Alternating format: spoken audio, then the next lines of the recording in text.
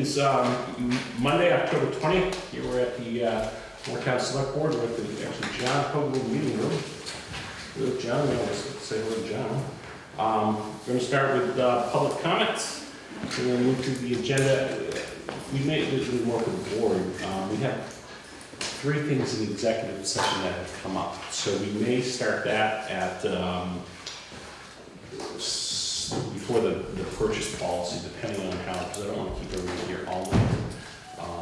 So we'll see how things are going, but we may just do the executive session at 6:30, which should be probably an hour and a half or so for the 3 things. But we'll see how that is. So let's go ahead. We have online tonight as well. We've got Ray Washburn online. Hello, Ray. And then we've got some guests here who, as they come up, we'll ask them to identify themselves. So is there anyone for general public comments? Carol. It seems like I regularly have something to say. You can now take it. Clark, is that your Clark. case? Oh, I'm sorry. Thanks. EWP work at Edge Drive is finishing up, and Trafton Crandall, who did the engineering for the work, reached out to me and asked if he should do the inspection. And Cheryl and I looked at the agreement for the grant, and it appears that there should be an inspection. And as you noted, when you're working with this organization, you have to make sure you cross all your T's and dot all your I's. However, we can't reach anybody in that organization right now because we're all shut down. So I thought it would be prudent to have Trafton go ahead and do the inspection. I think So that it was done, and if it comes back to us saying, well, you need an inspection. Yeah, it makes sense. I mean, all around. I mean, just to make sure that. So I have an agreement with him here to go ahead and do that. Thank you. No, I don't want Well, to. Go ahead and read it down. Let me close with well, I mean, it's a couple of pages, so. or just give us the Yeah, highlights. it's basically just an agreement that he'll go in and inspect to make sure that the work was done the way it should be done. He anticipates it will be $500 for his time. Okay. 5 to 750, guys, an estimate. And then that's paid by the town, or? It will be paid by the town. Cheryl and I also looked at the language of the agreement, and there is an amount greater than that available for technical services. So we're going on the assumption of Reimbursement there. Yeah, he does the certification, yeah. Good. All right, well, we'll go ahead and do that when we sign off on things like that. It looks like we just need your signature.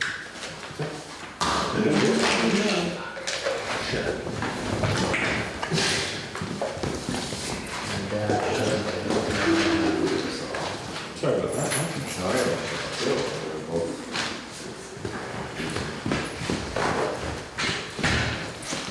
That's 'cause you. Thank you, Ron and Sasha. We go from drought to rain outside and water all over the table. Yeah. What is the river? Did you see the river? It's Yeah. way up there. Wow. All right, so, yeah, go ahead and take care of this when we sign off. The only other thing I wanted to bring to your attention right now is, I don't know how many of you have driven, I don't know if I've brought this up before, but the Vermont testing property and the 2 parcels on either side of it that have had a whole lot of fill added. Yes. I'm working with a lot of different people at the state to try and get that remedied. I have not at this point issued a notice of violation, but if at any point the state advises me that might be necessary, I'll let you know. I don't know how you feel about Or do we have like a, daily fines for something like this. or what, like, are you required to have a permit to move a certain amount of fill in town, or like? You're required to have a permit to move a certain amount of fill. What's the But threshold? you would ask me that. I have too much Yeah. stuff in my head. That is in our zoning, is that what was up for the Yeah. zoning, Yeah. when it was redone a couple of years ago? Yeah. The bigger issue here is that there is floodplain involved, there's river corridor involved. Right. there's wetland buffer involved, there's construction involved, because what he's put in there, he's compacted enough to build, so there's no stormwater permit, there's nothing that Right. hasn't been seeded, it's, I don't know if you've seen it. I think I went by a little while ago. It's been going on for a couple weeks maybe, or, yeah. Where's the fill coming from? I'm not sure, he had a bunch of different people bring in fill, a lot of truckloads of fill. I keep saying hundreds of yards, I heard somebody at the state estimate it as thousands of yards the other day. He brought in a lot of stuff. Yeah. All right, we'll So- continue to follow up with that. You know, a couple weeks ago, you called me about a sign at the end of the village, the size of it. Did you ever address that? What was that about? I reached out to the state to see if it was in the right-of-way of the highway, and haven't heard back from them yet. The property owner did tell me that if that was the case, the plan was to move the sign to a different part of the property where it wouldn't be in the right-of-way. They consider it art. That's, Yeah. All right, whatever, I don't know. yeah, I'm unaware that's all gonna play out. That's a form of art, sure. Yeah. But it does fit our definition of sign, so It's it's. sign art. Yes. That one, the sign over here. Which most people haven't noticed. Yeah. Yeah, I know a little bit. Yeah, I think you had it pointed out to me that I noticed it was like, yeah. Maybe I was worried about. Yeah. Right. Immigrants. Couple thousand. Actually, that party over there, I'm more concerned with the car in the middle of the road, to be honest with you. No, they've been working hard at not doing that. Well, continue that. Anyways, thank you, Carol. Anything else? I don't think so. Perfect. Thank you. Thank you. Oh, we did have one property has decided to withdraw from the buyout. What property was that? The Douglas property that's on this side of Route 2, so the southern side of Route 2. Because the EWP work appears to be doing what they wanted to protect that. Okay. Right, so I hope that's kind of. Well, good. And everything else is still trying to wrap up all the documentation so that we can. All the other folks still want to go ahead, as far as you know. I don't know. Oh, I don't know. I'm waiting to hear. we're waiting to hear if there's gonna actually be a buyout, and then the Well, homeowners. there is gonna be a buyout. The homeowners have to get all their documentation in place before Vermont Emergency Management gives them an offer for how much they'll buy their property out for. So far, only one offer has been made, and that person decided to ask for an extension of the time to make a decision.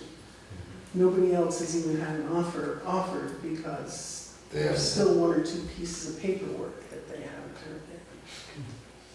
but they're all trying to do that though, still, as far as you can tell, or some just not doing it. I think everybody's kind of working on getting their paperwork together. I'm having probably the most difficulty with the Maslins, who just, They're the ones that really want to get rid of their property. they're the ones who you would think would be top of the list to say, yes, we want this property not to be ours anymore. Right, they haven't lived in it in, what, 10 years? Right. And they haven't done any repairs, nothing. Right. So I don't know why they're Yeah. dragging their feet, but Well, it's just. I sent an email today pretty much saying, would you please send me this stuff or else tell me you don't want to do Oh, this? maybe you think they're just not capable of doing that paperwork, or be able to send it to you or whatever? It's I don't pretty know. simple, people. Yeah. Yeah, he seemed like a pretty bright guy. Seemed like he was capable of it. Yeah. Hmm. Well, very good. Well, that's a tough decision for Keep it everybody. posted. Thanks. Thank you. Carol. Yep. Okay, Clarky. And Corey. Robert and I will be. Is he ready with Clark or is he ready with? You know, it's a kingdom. He's with Florida. All my relatives from the kingdom, when I go to reunions, they always add an E on it. I don't know They why. always have what? One Or each. E. And where do I find myself coming from? Pardon me? And where do I find myself coming from? You find yourself coming from the heart of the kingdom, my friend.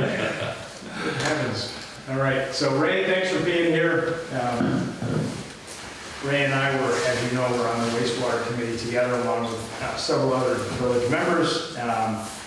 And here we're, to talk, probably not at the end point of the process of looking at village wastewater, but certainly pretty near the end, because the 90% report is complete, has been complete a while, and it's been just taken me a while to kind of get things together to come into the select board and talk about this. So one of the things about the 90% report is that you as a select board haven't had a chance to digest this. Now there's almost 1,000 pages here, so your digestion is limited. And so one of the reasons that we're here tonight is to probably figure out what to look at, and also Robert's going to talk about briefly, kind of what the 90% report can offer the town and says about the possibility for a village wastewater system. And also just to get a sense of how you'd like us to follow up from here as well. Because we haven't had a concluding public meeting about this either, which I think the group, when it met about a month and a half ago, felt that that was important to do, to present this to the village, at least the village community, if not necessarily the whole town.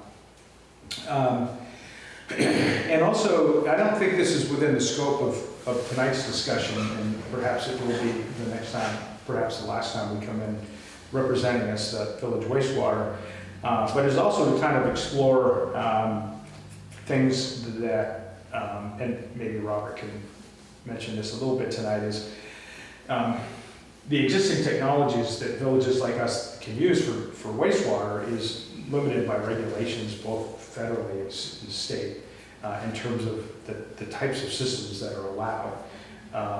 And we've had discussions about various systems that might be useful for, if not necessarily this community, but or villages, but other villages, in terms of, can we have some influence on changing some of this so that there's more opportunity for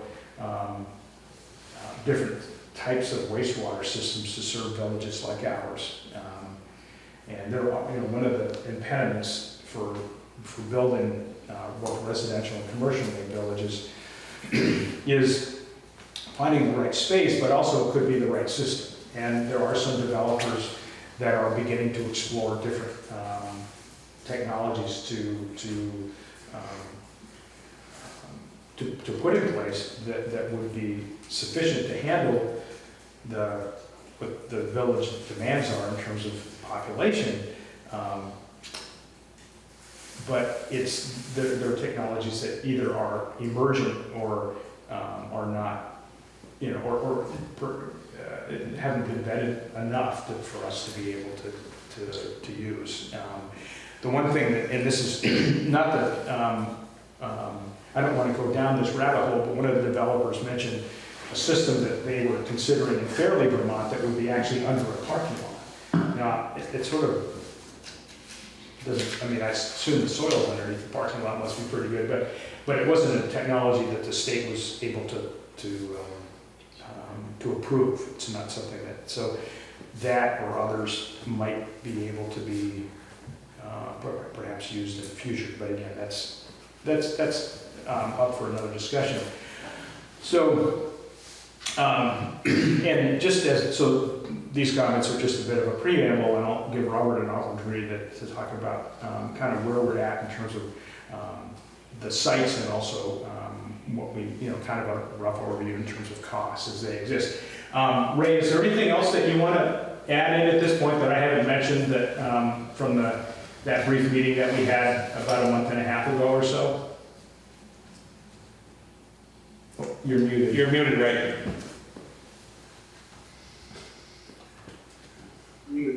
There you go. I have nothing to add at this point.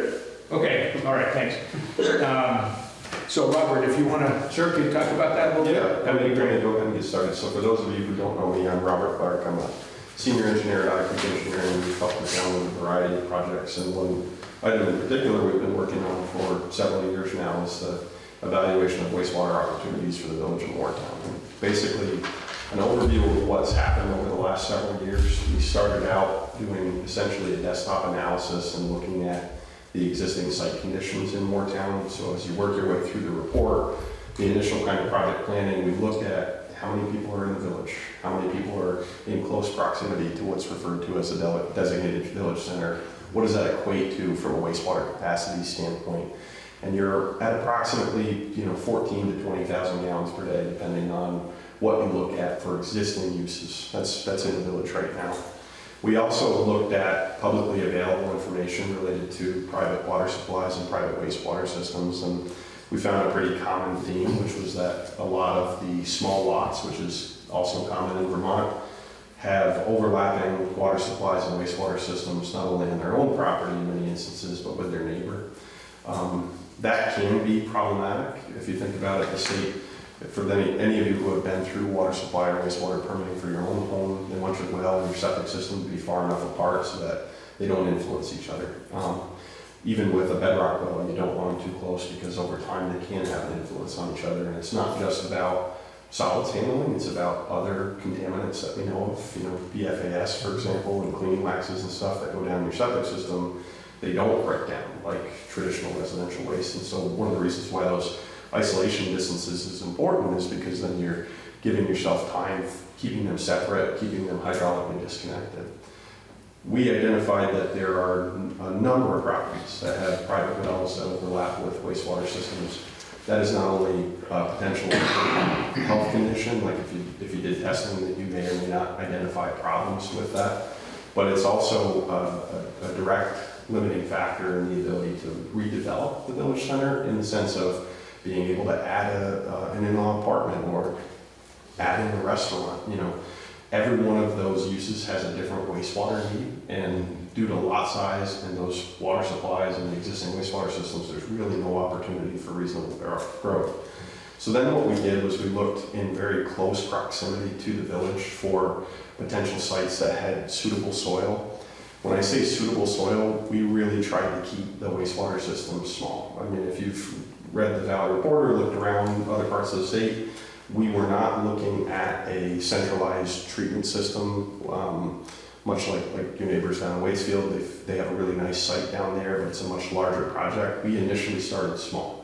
The conversation with the committee was, let's look for traditional septic tank effluent, much like you'd have at your own home, but on a larger scale. There are plenty of communities in Vermont that have that, including Warren and Rochester, in this valley here. So that's what we started with. We reached out to, I think, just under a dozen landowners, to which we had positive responses from 3 or 4 landowners to allow us to do test pits on their property. Those test pits are the same process that you would do for your own home septic. If you've ever had to do that, you go out and dig and look at the soil types and see what you can put in the ground and see what kind of capacity that site has. That process took about 2 years between state review and landowner feedback and things of that nature. It just took a little while to get there, but we finally got out and did some test beds. We did find a potential for some small increases, possibly at the school. So the school has an existing wastewater system up on the hill. For those of you that don't know, there's a limited amount of potential there. We identified a few other sites that had potential, but had unwilling landowners at the time. And then we tested several sites that were not promising, meaning the soil came back and it wasn't really favorable for a community-sized system. There could be potential for 1 or 2 home sites, but it wouldn't make sense to try and build a community system on it. At that time, we took a pause and really took a step back, because without suitable site for septic tank effluent disposal, the options are permanent study or expand your investigation radius, which is only going to cost more upfront. It's going to increase your capital cost, or enhance the treatment process. Look at, as Clark mentioned, proven technologies to see, does it make sense to put in a treatment process before we dispose of it. So at that time, we started to look at those types of options. The town of Shoreham, Vermont is a system that has roughly 15,000 gallons a day. Design flow is closer to 30,000 gallons per day. It's very comparable to Moretown in size. They constructed a recirculating sand filter back in 1998, which is a technology where you basically mimic the activity that's happening in the soil. You pump the waste through it and get high removals. We looked at that. That would be a great option as a pre-treatment process before any in-ground disposal in Moretown. So then we started to look at, okay, if we expand the radius slightly, are there any large parcels nearby where we could potentially apply pre-treated waste? And we were able to identify 2 such parcels within about 1.5 miles of the designated village center. Neither one of those landowners was willing to allow us to do test beds. And at that time, we kind of proceeded forward with what I would refer to as order of magnitude cost estimates. You know, the committee was very adamant of wanting to know, is this a $2 million project or a $10 million project? And, you know, what does it mean? And so we put that information together. We prepared what I feel is the 90% report. Clark referred to it as the 90% report in part because the funding that you all got required us to submit reports at 30% complete, 60% complete, and at 90% complete. At the end of the 60% phase, we held a public meeting, which was well attended. I received tremendous feedback. We actually had a pre-meeting before that where we went to Morefest and had a booth, and we got a lot of feedback from residents. To just touch on that quickly, you know, your neighbors here in town have had different experiences with wastewater. A lot of people who had been through septic replacement came up to us and talked about how miserable the process was to engage an engineer, how expensive the process was. People who were in the village, some of them had like very expensive systems they had to put in just to retain their existing capacity with no room for growth. So it really put into perspective for me and the committee what real user costs were here in town for private supplies. Then we had the public meeting, kind of presented everything that I've talked to you all about tonight, and that was well received because, hey, you know, it's your town, you can do and you should do what you think is in the best interest of the town. But without a community wastewater system, there really is not the potential to have, you know, a small restaurant in town or to change the use of a property from an office space to an apartment. The existing lot configuration and the septic systems just don't allow it. That's not to say on a case-by-case basis that somebody couldn't, but for the village as a whole, it really doesn't work well. Just to touch on a few things, I have been a part of several studies over the last few years. This was funding that was available through the state of Vermont to do this essentially at no cost to the town of Moretown. I think you're not alone in the sense of not being able to find an option. What I would take away from this report, what I think the benefit to Moretown is, we identified several properties that at this time just didn't work, either through someone not being interested to participate or whatever the case might be. But there are a limited number of properties that are potentially capable of meeting the town's need. It's not a finite amount of, you know, or infinite amount of properties available. There's a finite amount of places where you could potentially suit a community system. I think generally being aware of those properties, generally being aware as land changes hands and transactions occur, could best position the town long term. One study I had an opportunity to work on was for the town of Arlington, in Arlington, Vermont. They've studied community wastewater 4 times. I have 4 different reports that I was given before I was given my turn at it in 2021. The takeaway was the solutions don't get easier as regulations change, as populations increase, as we know more about what's happening with the environment. The solutions don't typically become easier. The challenges always remain the same, and the costs always go up. You know, in every instance, they had a report from the 80s, the 90s, the early 2000s, and there were 2 people who were involved in the 80s, and they wish they had built the system in the 80s because it was basically the same recommendation with some slight changes.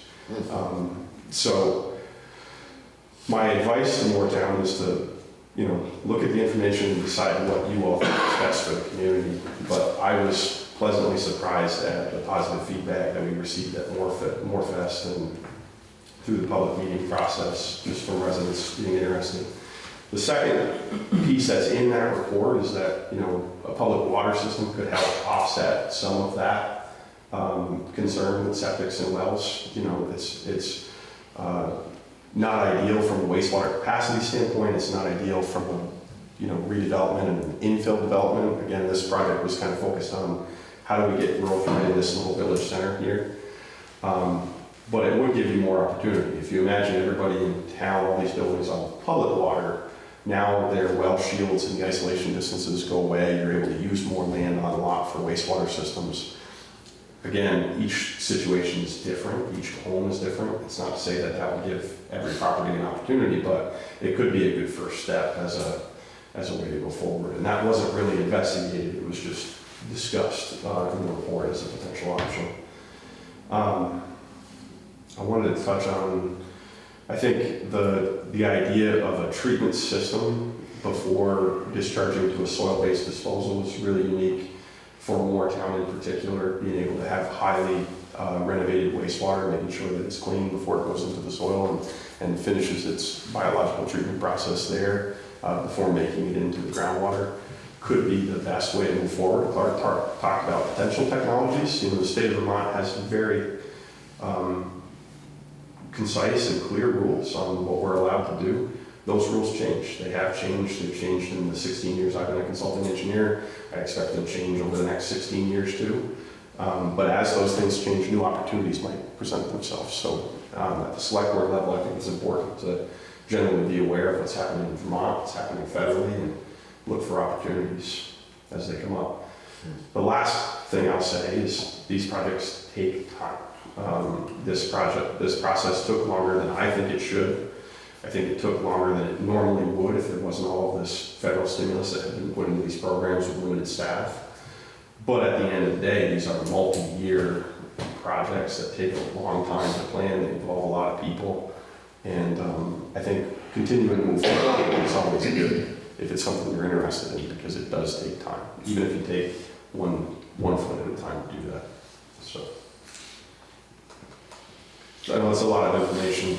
It's, as Clark mentioned, it's a 100-page report, but or 1,000 pages. And a lot of that is documentation. So there's there's hundreds and hundreds of pages. You know, going back to when the Cutler property was looked at for disposal for a school system back in the mid to late 90s. So, you know, and that information is in there.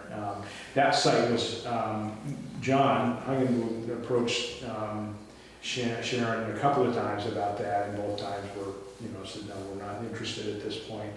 And, you know, Robert's referred to, you know, other properties that property owners at this point were not interested in having considered, and a couple of them, or one in particular was, you know, considerable distance from the village, would have meant a river crossing and, you know, infrastructure along roads, and that's always an issue in terms of getting permits and that sort of thing. A couple of things that I wanted to mention. We did talk about the public water supply from time to time.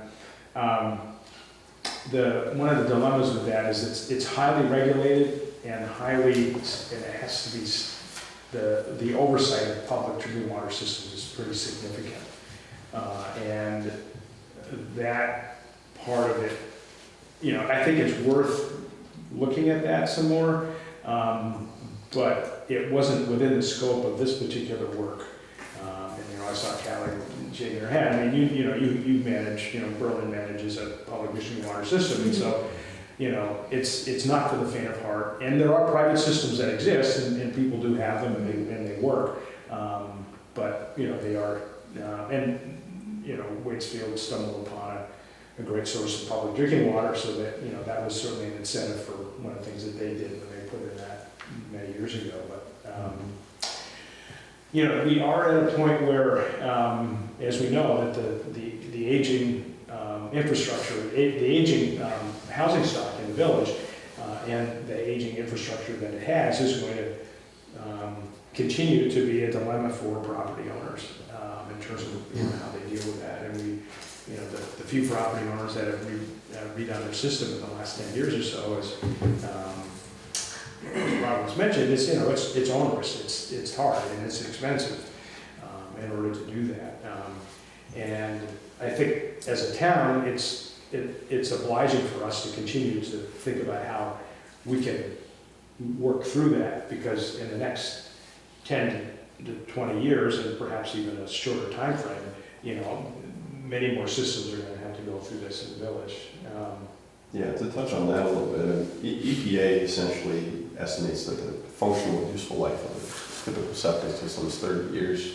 If you just look at the age and condition of the buildings, the public building permits and such that have been issued, I think many of these systems are operating well beyond their useful life. That's not unheard of, but I would say they're closer to failure than we are to brand new, especially when you just start looking at and having conversations with people about, I've lived here for 20 years, I haven't had to do anything with it, is an indicator that they're trending towards needing replacement, needing to be addressed. And for those who have done it, you're not able to, in almost every circumstance right in the village, you're not able to put in a traditional leach field. You're looking at either a mound system or a mound disposal system with pre-treatment, and those are substantial costs. I mean, order of magnitude is $40,000 to $60,000 per home.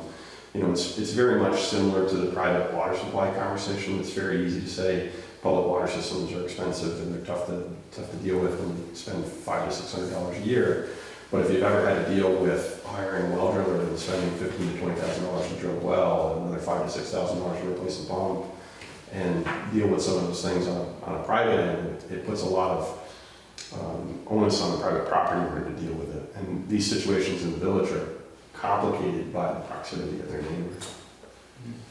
It's not to say that it can't be done, it's just more complicated than if you have 20 acres in between you and your neighboring property owner. One of the topics of a public meeting is to explore how to support private property owners at this point in the village as time goes on. How to, perhaps part of the process is encouraging people to do the best job they can of maintaining the systems that they have, making sure they understand what resources are available, where they can reach out if they're feeling like something needs to be done. One of the there's certainly lots of solutions that have a common sense approach at first, but then once you get into the weeds, become a little bit more complicated. And that is, figuring out how to help property owners just maintain. Is there a way of finding resources that would pay for or reimburse a property owner when they pump out their system in the village? And to encourage them to make sure that they keep to take care of it. That's may sound logical initially, but there's lots of issues in terms of do you compel people to do things like that? Is it just an incentive? Are there other things that you put in place in order to encourage people to do that? One thing I didn't touch on was Like a regulation or something? Well, or it's if send us your bill for prepping up your septic tank, but we're requiring you to do it every 2 years. But we'll reimburse you, but you got to do it every 2 years. I mean, something like that, potentially. So this process started kind of uniquely because Clark had actually applied for funding through the CWSRF, the Clean Water State Revolving Fund, for Moretown. And they have a priority point system and a ranking system where they have you look at potential environmental impacts and such of septic systems. There's documented conditions downstream of Moretown Village that could be linked to failed wastewater systems and other things. And the grant money that had been set aside was based on that initial application. And one of the challenges that I always felt pressure with this particular study is, earmarked a little over $3 million worth of funding for a village wastewater system with no study done about what that system would be. It's not that we can't do it, it's that there are a lot of factors at play. Private landowners, the town doesn't own a substantial amount of land. We did look at town forest, we started with town-owned parcels. There's nothing remotely close that had suitable soil to use on us, and then we started talking to private landowners. As you expand the system, as you expand the investigation area, it just becomes more expensive. It's not that you can't do it, it just costs more. And You know, we did get the grant for 1.2 million that, we could have used for construction. That was through, the infrastructure projects that, from the feds that were initiated during COVID. But, as we know, perhaps painfully aware of these days, that political winds blow in many different directions. And Waitsfield's looking at this point in terms of what resources they have and whether or not the resources that they were counting on are going to be able to be used. I'm not saying it's a blessing in disguise that we haven't been able to find a suitable site for disposal, but if we had done that, we would potentially be in the middle of, perhaps even a lost opportunity at that point. It's not an excuse, but it is, sort of just a reminder that this is a process, as Robert indicated, that in some communities has been going on for almost a lifetime at this point. And I want to kind of ramp back my comments at this point, because I think it's time for you to ask some questions or make some comments that, our village is by no means, unique. There are many, many villages in Vermont who are faced with the same issues that we have and are grappling with the same issues. And, I sort of fantasize that we can come up with a change in regulations and new time and technologies that would be able to take care of wastewater disposal at a reasonable cost in villages that are looking at significant issues with individual property owners having to replace systems, but also contamination of groundwater and surface waters as well. The one last comment, the reasonable cost. So the state estimates that annual water and sewer rates should be between 1% to 2% of the mean household income. That's what they consider a reasonable cost. So in Moretown, I think we look at it, it'd be about $100 a year. That's a lot of money for sewer. It's hard when you take that at face value, especially for people who have a functioning septic system and they haven't been through what it costs to replace it. Looking at a $40,000 to $50,000 replacement cost, it's hard to look at spending $1,000 a year. But that is order of magnitude what the state would consider reasonable for a community like Moretown. Yeah, I mean, we never got into that, because if we had had adequate resources to move forward, we would have had to obviously sell the village and a town on spending the money in order to, or having the people who are connected to the system know that there's going to be an annual fee, and that there are, to a certain extent, there may be some restrictions in terms of what they put down the pipe. Warren certainly has a seemingly endless list of things that are not supposed to go down the pipe. So, those are things that still have the potential to, not to have the potential, but those are real issues that need to be solved and worked through. Tom, I know you feel like you have some questions there. Well, no, I guess I have a comment because I went to the public meeting and I've always thought that was maybe one of your comments about a public water system. Of course, that adds a whole other layer to this. And I'm optimistic. I think we just have to think of in the 1800s, there was a big village here with 35 businesses or so, and we all know what was going on then without houses.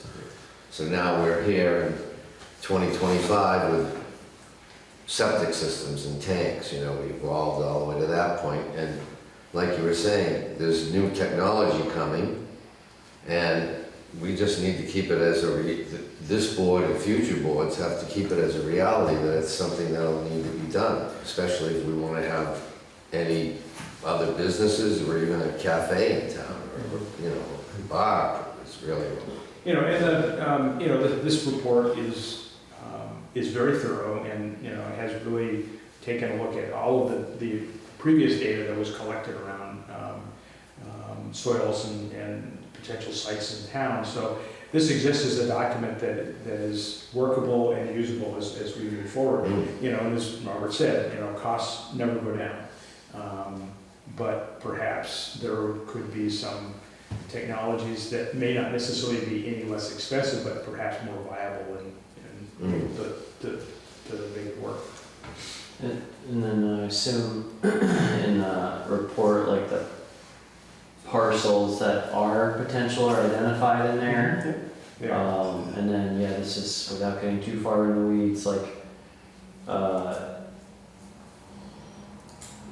future technology, would that potentially be viable on the unused portions of the town land behind us? It would Or depend on the technology.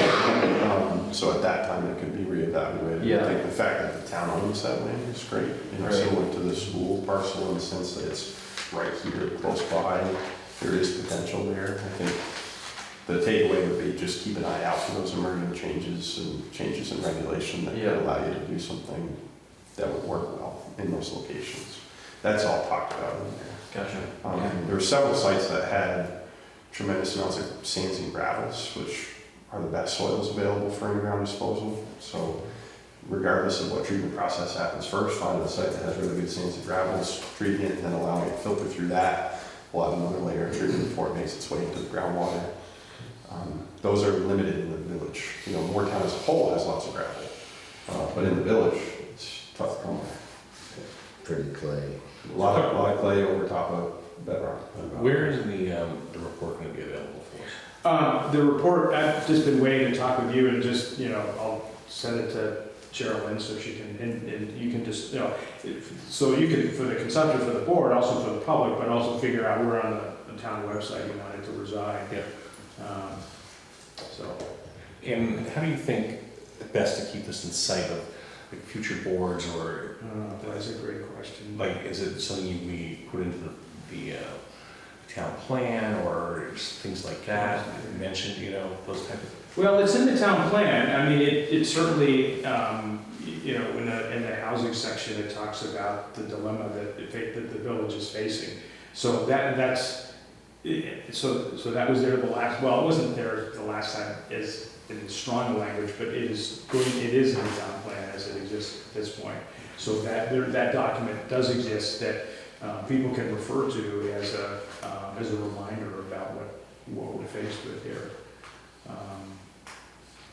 Trying to keep a committee together, to talk about what the issues are, continue to document what the challenges are. One of the reasons why the funding is available was the documentation of what the public need is. As people come with complaints, having a place for that information to go, so that when there is funding out there, because the funding does come and go in cycles. It's often tied politically, but it does come and go in a lot of different cycles depending on what the needs are.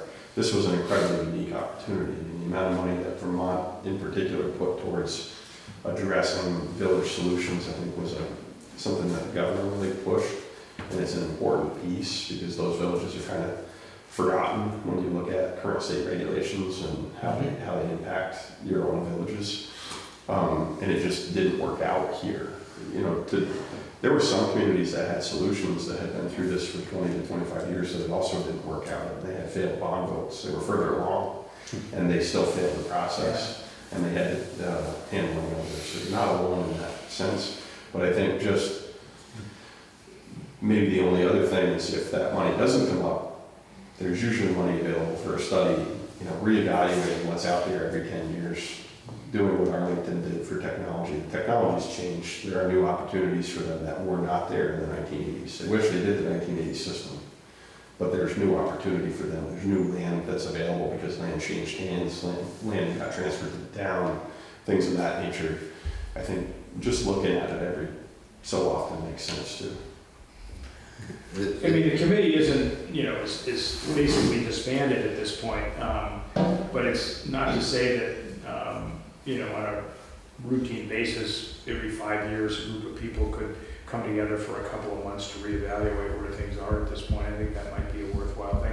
The other thing is, I think by having the public meeting, we'll also encourage people to say, okay, so, you as property owners know where you're at here in the village, for the most part. Here's the investigation that's happened. This is where we're at this point. Where would you like? What do you envision a role for the town for you? Would you like the town to be doing this, or do you feel like, well, everybody for themselves? I don't know. It's not, for me to say. Maybe an idea in that public meeting, assuming we get good attendance from the village, is see if some folks in the village will spearhead, you know, staying on top of it and looking into it and keeping it, you know, Right. keeping a look at it. Is there any way of establishing or having a sense of the status of each individual system? I mean, we know of some folks who have just recently replaced, but, you know, if someone knew like, oh yeah, you know, in 5 years, I'm gonna have to spend 50 grand, you know? Well, that's a really good question. I think that the state's data collection is changing, you know, so as systems fail, they're required to get a wastewater permit from the state, whether it's their water supply or their sewer system.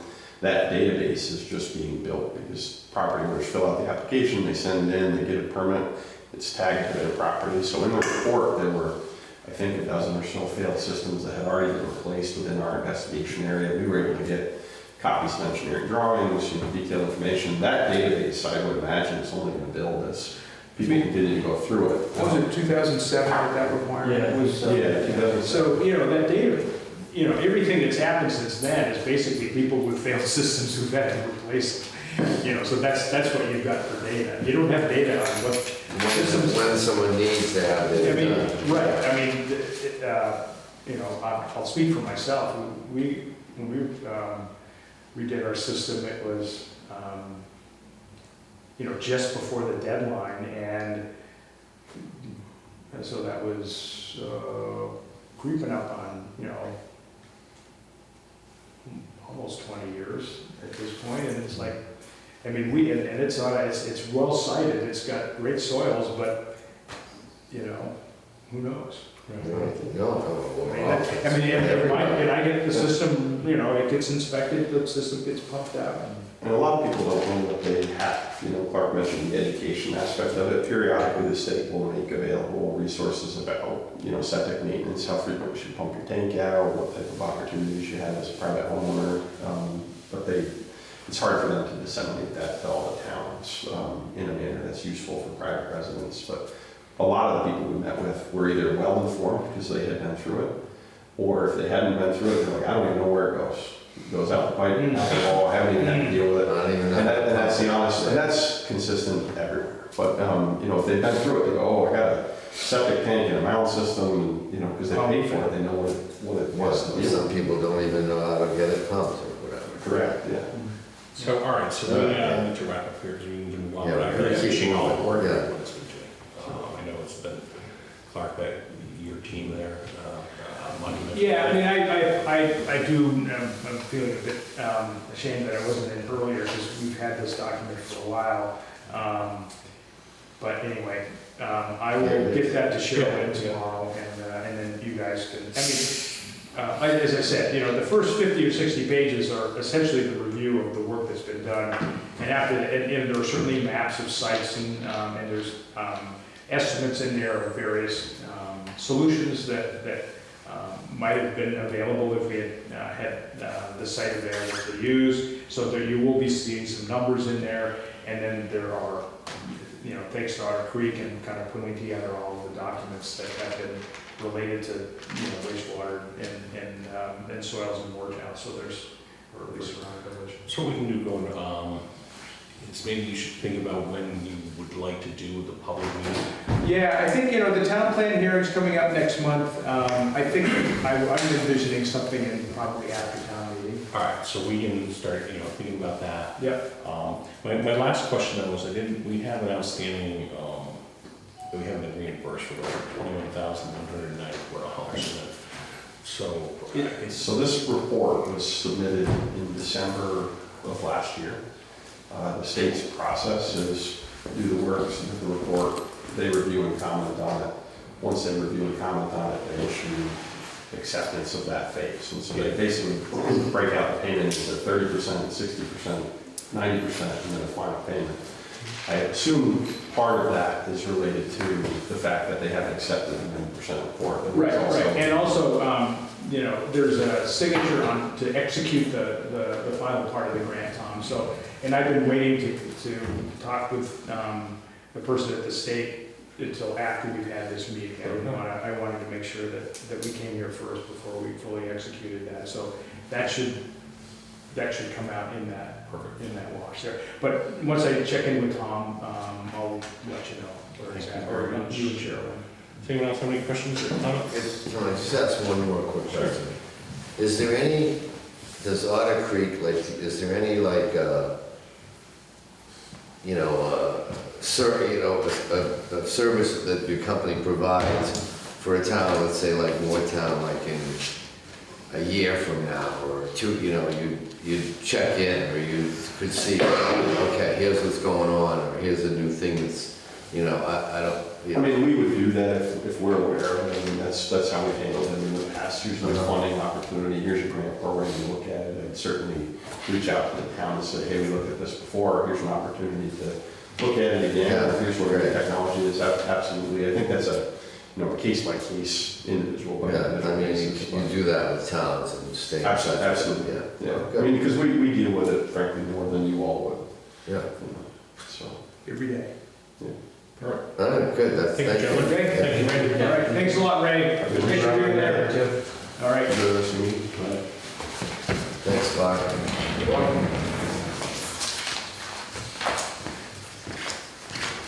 All right, we have Mark. Mark, thank you for your patience. Oh, no problem. You probably go to a lot of these meetings, so you're used to it. Just don't go to that. Septic discussion, I remember we moved up here around the three, and I, in California, I mean, not a lot of septic systems in San Francisco. And somebody asked me, how's your septic? And I'm like, what's that? So I called up and there was no map. So there's guys out there with rebar. And found it! Okay. Found the thing, no? Exactly.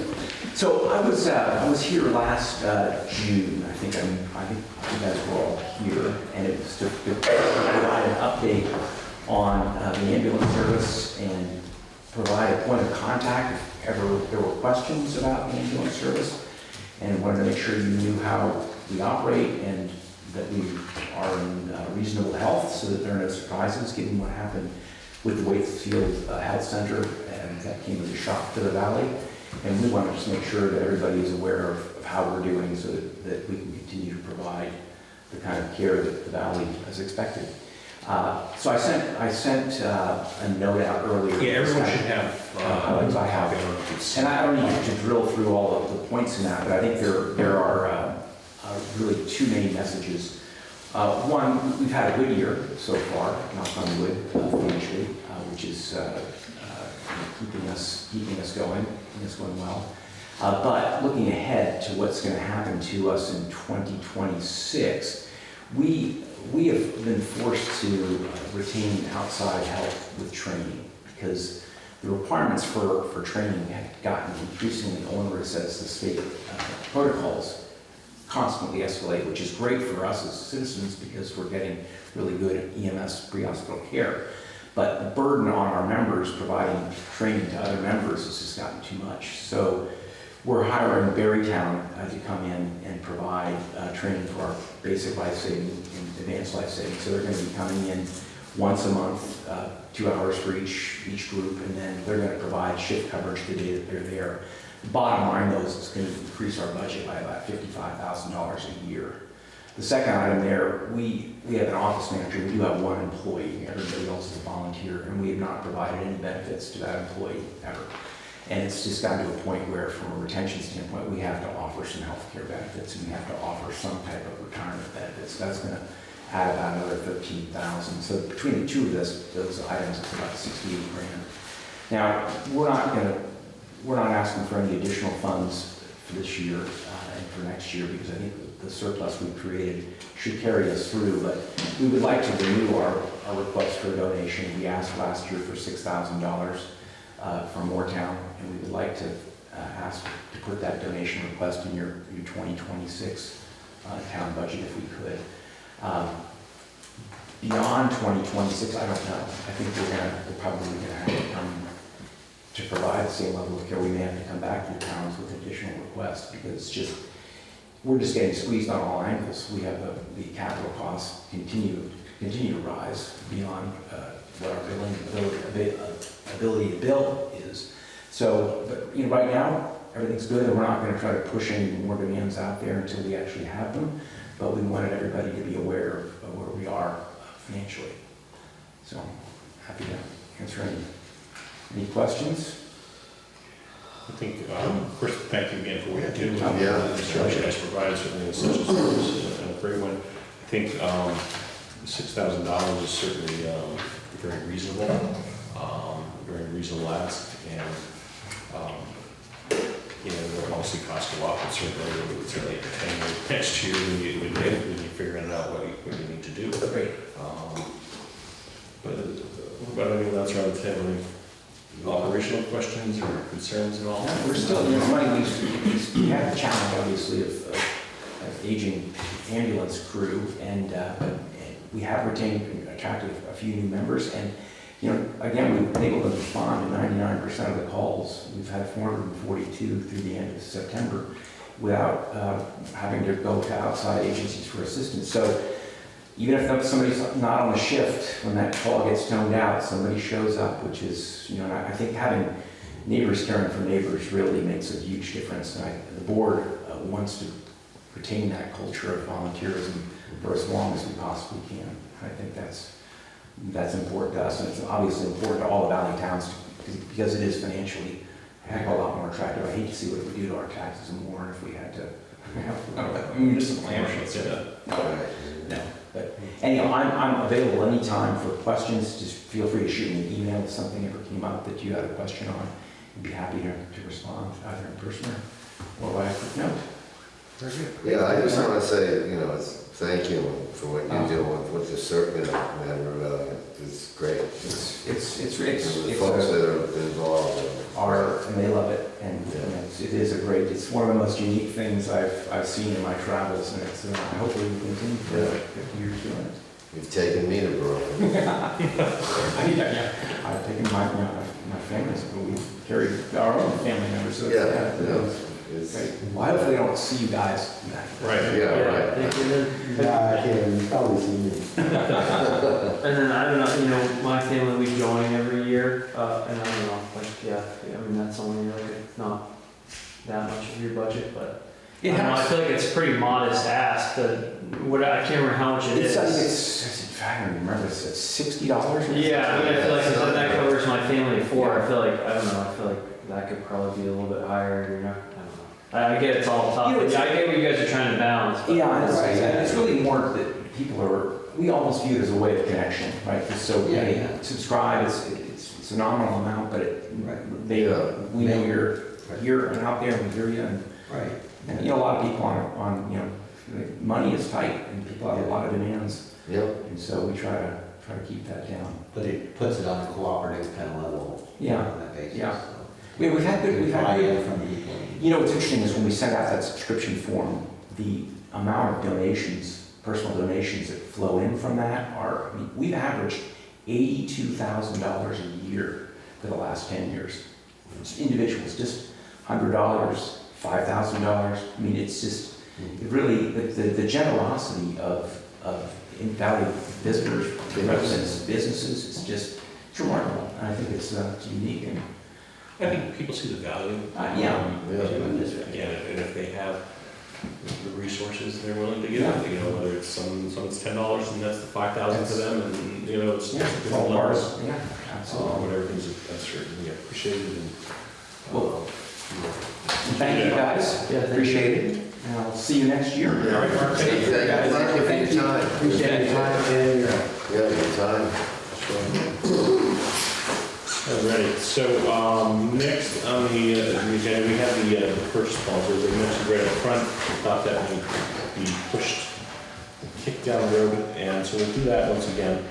So what I'm gonna do is go into reports, communications, get that done, and then we'll go immediately to, executive session. We can start, we got 3 of them, but we'll start with, this suit here. David. Dave, we'll start with David, and, the recent court case that we had a lawsuit with. So let's first, Sasha, start with you, reports, communications. Mostly you have documents over there to sign. The assistant librarian pay needs to be approved. I think it's over on this side now. Yep. there's a road maintenance permit, a curb cut, an overload, 3 liquor licenses. Sherilyn left a current budget for everybody. Stefan did request his ACO payment, the rest of his ACO pay, but I have not gotten logs from him yet, just so you guys know. Okay. And there was an email from Dan McHugh about flags. Sherilyn said she forwarded it to you guys. Make sure we send out a thank you to Dan as Okay. well from the town. He does it every year, does a great job, I appreciate that. And that's all I have. Robin, what do you have for reports? Actually, if there's any older new business, let's get that out of the way as well, so we're not. I have nothing for communications, nothing for older. This is, right. It's Callie gathering at the end. All right. Well, my one little statement is, I love how they're talking about public water. I don't. I don't think the town realizes how much that actually Oh, costs. Administration. I mean, you will need someone with a water operator's license to run it.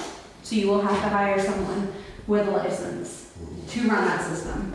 Well, when you talk to users in Waitsfield, like users of the system, it's like, I don't know, like no one really, I haven't delved that deep into it, but no one understands it there. At least it's like a unit. You don't like pay per gallon or a monthly thing, you know. And so I don't know, I mean, whatever. It's great that they have it, but I think like for people who pay, like for he's like, you get this bill, it's like a number of units, but it almost has like no relation to the amount of gallons or something. And people in Berlin do the same thing. They, even with their sewer stuff, they get a bill and we charge sewer for usage. And you get charged a flat rate, which is your bond, which pays for the upgrades to the system. It's the same for water. You pay a flat rate when you're connected to the system and you pay a rate for your bond that covers everything. But, I mean, it's chemicals, it's weekly testing, whatever the state schedule is. It's all the trainings, it's the operator's licenses. I mean, right now we're in a drought, we have a water conservation. I mean, you're talking about fracking wells, putting wells in. No, I think you kind of reverse back to what they were saying about technology in the future. I mean, I think this is something that obviously this village needs to be, or we need to be aware of. I mean, the people are resting around this board, aside from maybe Mike, we're not going to be, maybe you two, aren't going to be here that long, but there's going to be something need to be done at some point. You know, between the sewer and the water. You know, and I don't know what that solution will be, and hopefully there'll be technology along that makes it affordable and makes it so that these town centers can thrive. I wonder what the town, actually the town and the town select board did when they were phasing out outhouses and making people put in systems. I mean, that must have been a whole issue back then. Yeah. But when Telling people they had to do that. tube to the Right. Right, whatever those systems were, getting people to, Yeah. My neighbor still has a tube. You know, He now hasn't had this in the last 30 years that I've been here. so now we're here in 2025, hopefully 2050, who knows where we'll be, right? So I think it's like I said, Kat, I think it's good it's being talked about, but you know, these towns, these small villages will be a need of technology or something that makes it affordable, makes it doable for these type of systems. And especially with, he was talking about the point system, and it's way, way more complicated than that little piece, because I've been helping with a lot of the clean water fund stuff, going over stuff with our public works supervisor, so there's a lot more into it than that. Oh, I imagine, yeah, and it's only gonna get more convoluted, I believe, or more difficult, because there's gonna be a lot less funding than that has been available in the past, so things will be different. Anything else there, Kelly, you wanna? No, I think, ATVs are probably tabled till the spring. Yeah. I mean, it's fall. Let's see if Not there's going something around, no. All right, Mr. Mike, over there? I did have one item. I sent everyone an email about the construction material that Avery left down by the Jones Brook culvert. That's a big, it doesn't look necessarily in the picture, but it's probably at least 100 to 150 feet of landscaping too. That's super, super heavy. And I tried to move it, but we definitely have to get that removed before it freezes in, or. And so, I mean, both landowners from both sides have already had conversations with Ray about this. He's Yeah. aware of it. He's already told us it's getting moved. Yeah. Like, it's not a big deal. Yeah, It's getting moved. it's gotta get moved. I mean, the culverts that were sitting on our part of the property are gonna do more damage going down than not, which those have been moved. Well, 100 feet of landscaping material in one unit going down my riverbed is gonna be like a giant dredging machine. And if something's not done with it before it's But I think, like, I think Yeah, Ray's aware of it. He's been aware of it for a while. Avery's aware of it. They're gonna move it. That was all handled before that. Okay. And we're going into that, yes, the grass is growing there. It's Yes. really spotty, not necessarily on our side, which you would know because you walked on Muriel's property to get down there. Yeah. I can go down, yeah.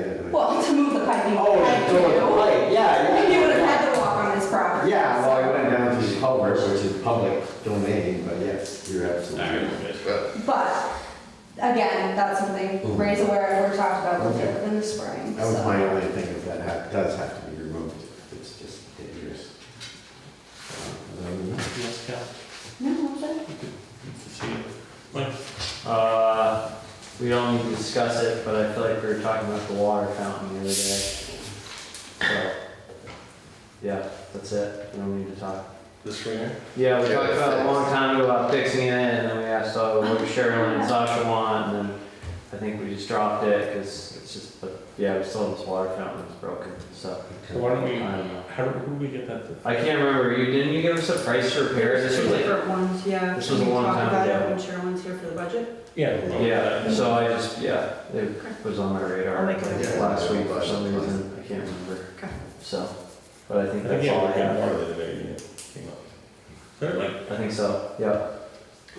Oh, Well, we did have a communication that there's someone interested in being our Man River Valley Yes, representative. I just Oh, had one. Yeah, we just had one, so, but I was, I reached out a bunch of people, so if we have one, maybe we should let them know that we're happy to have them on board and get them in the loop, so. Yeah. Is that something we would need to No, I mean, We can just tell them you're good to go, right? right, but maybe we have him into a meeting at some point. Yeah, Okay. Just to introduce, who is it? I can't, Mike DeBonis. yeah, yeah, he's in, He's on the finance review committee too. All right. but he's also involved with like Green Mountain Trails or something. He was- Oh, he does GM's Green Mountain Club, Green so Mountain he's Club. said. Yeah, So he's So, like, yeah, it executive sounds like director or it'd be- something. that'd be great, so that was one thing. Yeah, give them a heads up and have them come in and we'll formally adopt it. Well, did we, the town garage boiler, we talked about it last time. And so I haven't given any green light to anybody. We do have two prices and LaFont was the lower bidder.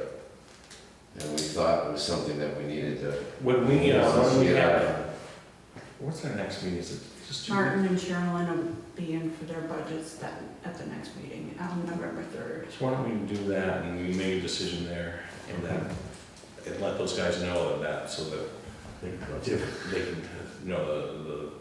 Oh, tell them Martin know to be talking about it. Right. Yeah, okay, cool. But also reach out to the vendors as well to make sure that they know our timeline.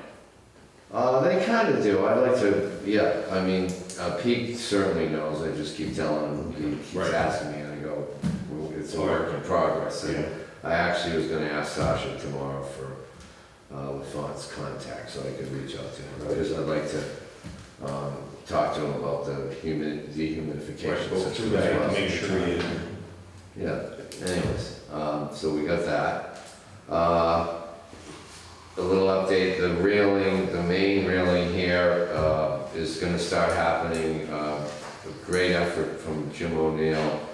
So he will be removing it, or they'll be getting stainless-steel bases. He's got chemical he bought to get the rust after the next trek. So just letting you know that's gonna start to happen at the end of this week into next week. Yeah, he was, I don't know, but someone was here this morning looking at it. Should we post signs or anything like that, warning signs? Is that something we would want to do? I don't know. Well, like when the railing's gone?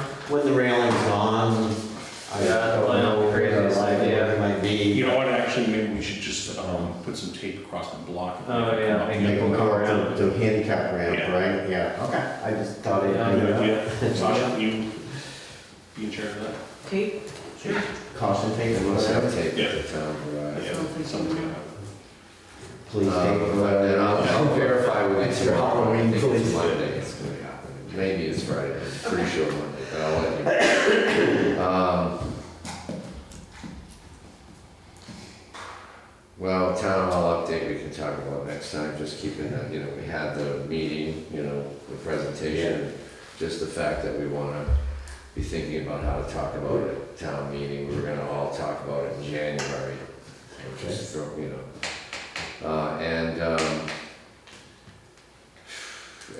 Wednesday, meeting with the town hall, you know, town meeting people. So, cause, you know, we, just to keep that moving along and also to see if we can look into this, the Saturday, I keep spacing out have your say it in January, see if, Yep. you know, we can pull that off.